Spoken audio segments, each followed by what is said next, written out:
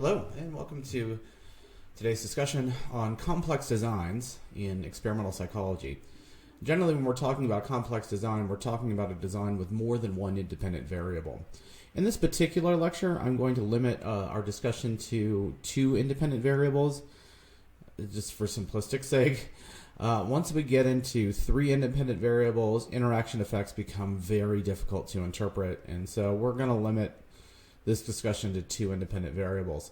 But we're going to have a thorough discussion here of identifying the different types of experimental designs you might see in a complex design, talk about interpreting the results of complex designs, and this is where things become very important because there's a lot of important information you can get out of a complex design.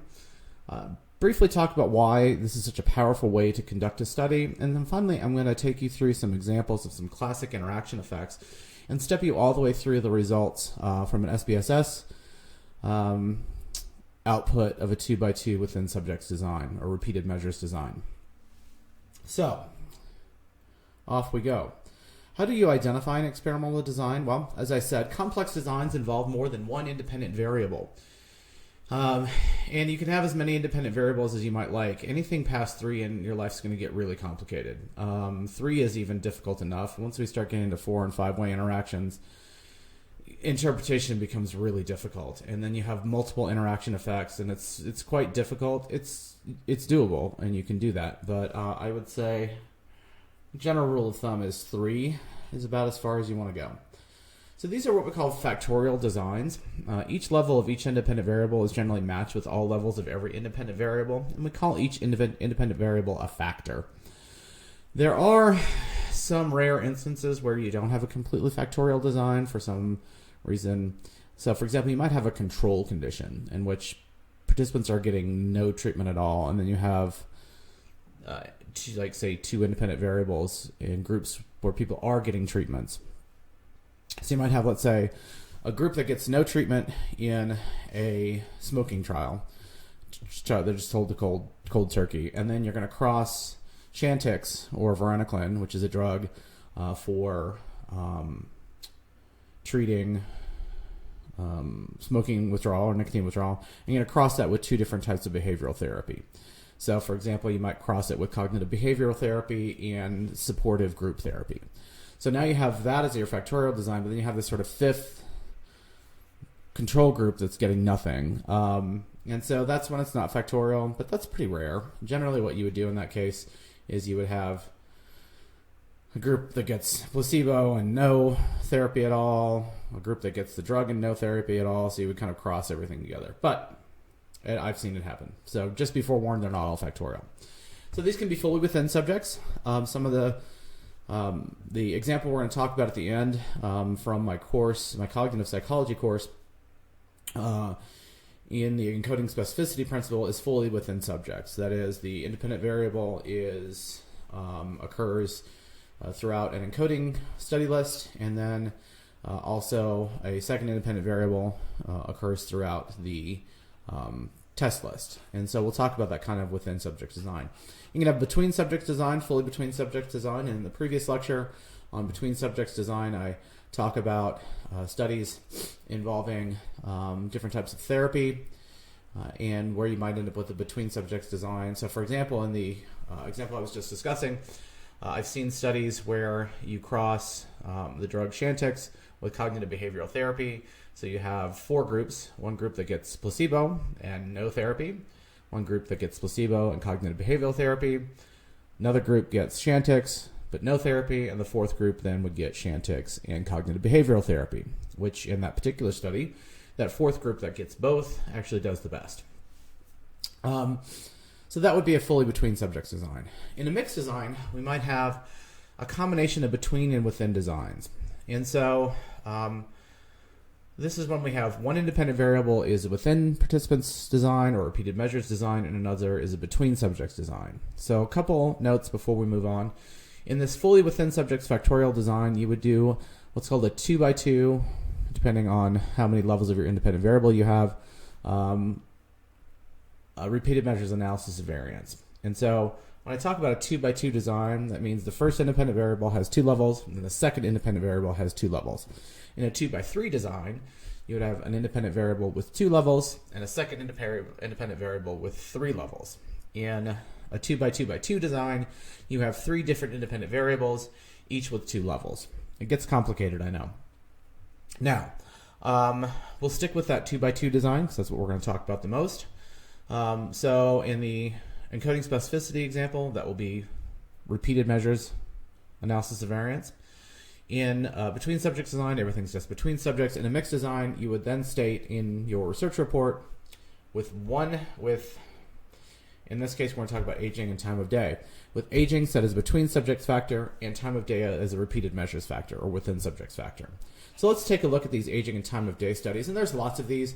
I got this from a paper, I want to say by Yoon, Lynn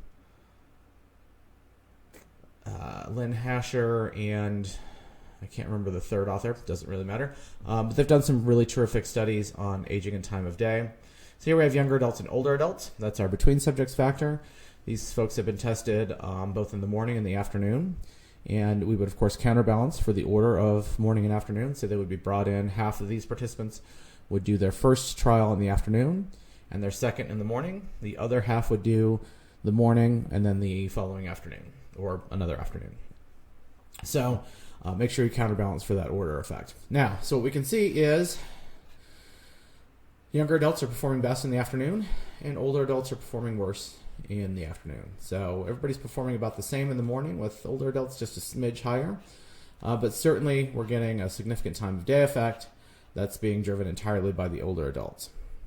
Another effect, word span scores, and younger and older adults doing pretty close. I would say if you put in the error bars, these would definitely overlap, so there'd be no difference here.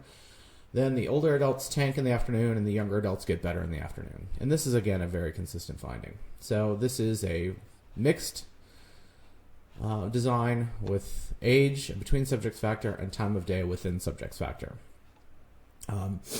So how do we interpret these results? And this is where things get much more complicated than a simpler design.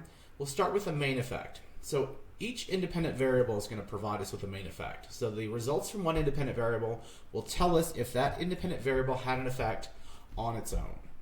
It's going to completely ignore the effects of the other independent variables. That is, we call it collapsing across the other independent variable. And so we're just going to look at the effects of, say, time of day or the effects of aging in that previous analysis. The interaction effect, and this is where things start to get more complicated. This occurs when one independent variable differs depending on the level of the second independent variable. So the effect of one independent variable differs depending on the second independent variable. That's what we saw in those aging studies. The effect of time of day depended on whether or not you were an older adult or a younger adult. So older adults performed more poorly in the afternoon compared to the morning, whereas younger adults performed better in the afternoon compared to the morning. So the effects of aging are entirely driven by time of day in that particular study. So the effect of being older or younger depends on whether or not it's morning or afternoon. So that effect of one independent variable will differ depending on the level of a second independent variable. So I've come up with a pretty lame, simplistic example. For whatever reason, we've manipulated color and shape. And so we have blue squares, blue circles, red squares, and red circles. And I've just, again, made up some data so that we can take a look at some different effects. So let's start off. This is what we call a cell mean. So each individual cell in the study, blue squares, blue circles, red squares, and red circles, is its own cell. And that's what we would call the cell mean. These are what we call the marginal means. So the effects of squares collapsing across color, the effect of circles collapsing across color, the effects of color, of blue collapsing across shape, and red collapsing across shape.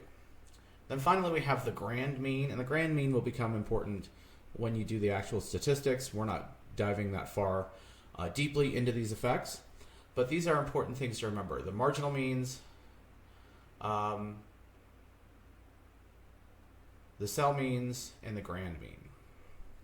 So let's dive into this. In our first example, we have a main effect of color, or it would appear to, but no effect of shape, and there's no interaction. This effect is being entirely driven by, for whatever reason, blue's better. Okay? Red's terrible.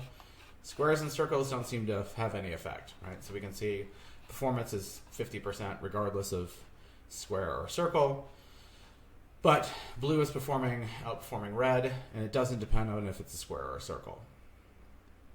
Now we start to get more difficult when we start looking at, there might be an effect of color here. That is, blue is outperforming red by about a little more than 2 to 1, so probably a main effect. There's probably also an interaction. For some reason, blue circles are much better than red circles. Right, I know, it's not the most exciting example, but this would be sort of like the time of day. Remember, the younger adults and older adults performed about the same, but then the younger adults did better in the afternoon, and the older adults did poorly in the afternoon. Very similar. And now we have a clear interaction effect, but no main effects. So we can look at the marginal means over here and see, well, squares and circles overall are the same, and blues and reds overall are the same. But that tells us really nothing about what's really happening. What we have here is blue circles are outperforming everything else except for blue squares, and red circles are where all the action is at. So this would be a crossover interaction with no main effects. Now, what I want to do is actually take this out of the sort of ridiculous and into the more important parts of this.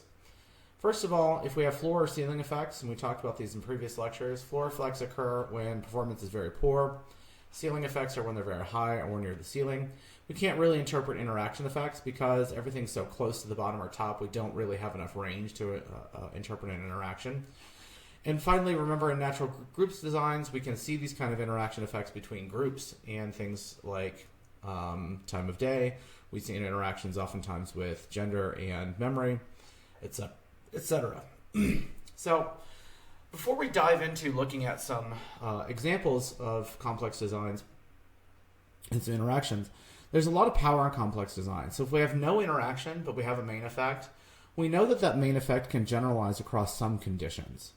And so what we can tell then is, for example, we might have 2 different types of items.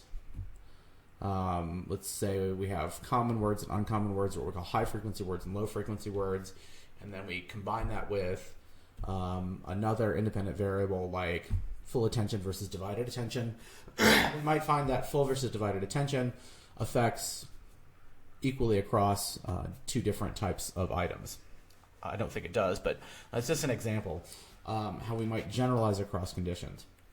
An interaction effect gives us some ideas of the boundaries of our effect and really helps us infer causality, and we can get a lot more information about these kinds of effects. So we're going to take a look next about things like the effects of alcohol on memory, mood on memory, and then finally we'll end with the encoding specificity principle and some data on that. And so this can really provide us with a lot of information that would be pretty important. Let's start with some examples of interaction effects. The first of these is what we call state-dependent learning. And I don't believe this is anybody's real data. I just nabbed this off of a Google image search. But the basic idea is study drunk, test drunk, right? You've heard this. So if we're sober at recall and sober at learning, we're outperformed if we're sober at learning and drunk at recall. Let's not do that. The worst performance is drunk at learning, sober at recall, but also still not as good when we're drunk at learning and drunk at recall compared to sober. So here we would have main effects of alcohol. That is, if you're drunk at all, performance is worse, but it also is going to depend on this kind of state-dependent effect. We get similar effects with mood-congruent memory. So here we have a 2x3. This would be a 3x3 type of design where we have sad, neutral, and happy mood at encoding, sad, neutral, and happy mood at retrieval. So this is a 3x3 design. And what you can see is there's a clear interaction between encoding and retrieval. So mood at encoding and mood at retrieval. And it's always best when we match these two. So sad at encoding, sad at retrieval.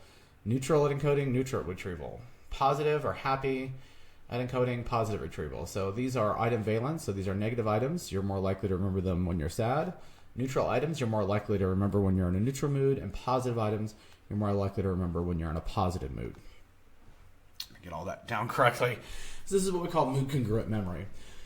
And so this shows us a really clear interaction effect. And it doesn't look like we get any main effects that I can see, but you would of course need to run the statistics to determine that. But this kind of mood congruent memory where you're more likely to remember items that match your mood is an important finding in cognitive psychology that's very related to what we're about to talk about with encoding specificity principle. This is also the reason why people oftentimes ruminate when they're in a sad mood, because they're most likely to remember sad memories. And so it's an important part of trying to manage things like depression. All right, that gets us then to the encoding specificity principle. And without diving too deeply into the cognitive literature, the crux of the encoding specificity principle is that what's critical is the match between encoding and retrieval. That is, how you encode something is going to be related to whether or not you're likely to retrieve it based on that type of retrieval. So type of encoding and type of retrieval. So in this particular experiment, limited 2x2 design, participants studied items that either rhymed or had an association. So they were things like drunk and skunk or drink beer. So the items rhymed, so they used a rhyme cue or they used an association cue, and then at retrieval they were asked to retrieve an item that either rhymed with a particular word or was associated with a particular word. So in this case we end up with encoding. We have rhyme encoding and association encoding. Are the words associated or do they rhyme with one another? Then at retrieval we have did it rhyme with or was it associated with? So we end up with rhyme encoding with rhyme retrieval, association encoding with rhyme retrieval, rhyme encoding with association retrieval, and then association encoding with association retrieval. Classic encoding specificity principle study.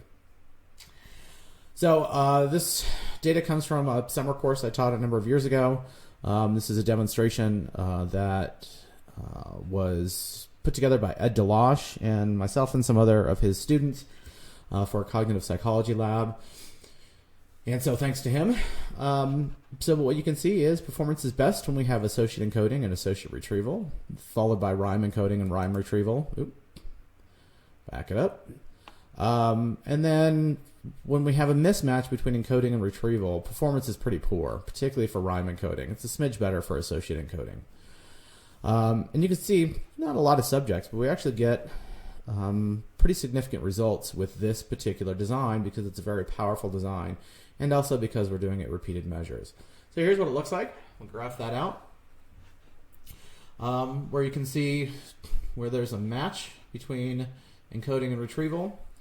So we have rhyme encoding and rhyme retrieval, and associate encoding and associate retrieval. Pretty clear that's where memory is the best. Now, this is this giant ANOVA table that you get when you do a 2x2 repeated measures ANOVA in SPSS. There are a number of corrections. You don't really need to worry about. The greenhouse geyser correction is one people often use for violations of some sort of assumptions, but we don't have to worry about that. So here we have our source here is encoding, retrieval, and the encoding by retrieval interaction, and then of course we have the error terms for each of these individual effects. So we're going to take these one at a time. Here's how you would write this up. We're going to interpret these results. First we have a main effect of encoding. So we start here. Our F value is 5.516, which I've put to 5.52. Right underneath the 0.05 significance level. So there's a main effect of encoding. You would probably, if you were going to write this up, you would actually also include the direction of that effect. So there was a significant main effect of encoding in which items that were encoded using an association cue were remembered better than a rhyme cue, and you would include the means as well. You'd include those marginal means. Now, we see no main effect of retrieval, so our F is actually less than 1, which is, make sure I have the right column. This one right here. Sorry, I kind of cut off that F because it's from that big giant column. So our F here is less than 1, and generally, whenever your F value is less than 1, you just say less than 1 and leave it at that. Here, of course, we also include our partial eta squared, as our measure of effect size. So finally, we have our encoding by retrieval interaction. And here we have an F value of 48.14, high eta squared, so a large effect size. So what we're seeing in this particular result is that the bulk of this effect is driven by this interaction between encoding and retrieval. So you can see, while the performance on the items that were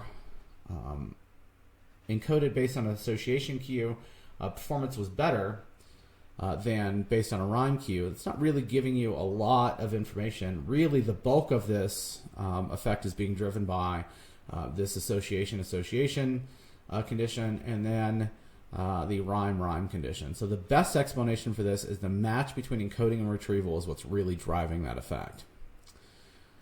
So final note here, while this has provided us with some important information, if we want to know whether or not performance in this association queue condition is significantly greater than the rhyme condition, we'd have to include a pairwise comparison or a planned comparison. We would not use a t-test to make that comparison. The reason for that is you're ignoring what's called the family-wise error rate, and in fact you'll get an overinflated value with a t-test. You can use what's called Tukey's honestly significant difference test, or a planned comparison based on your hypothesis. And those are all available in your standard stats package. So that is a quick introduction to complex designs and how to interpret their results. We'll be continuing with our next topic soon.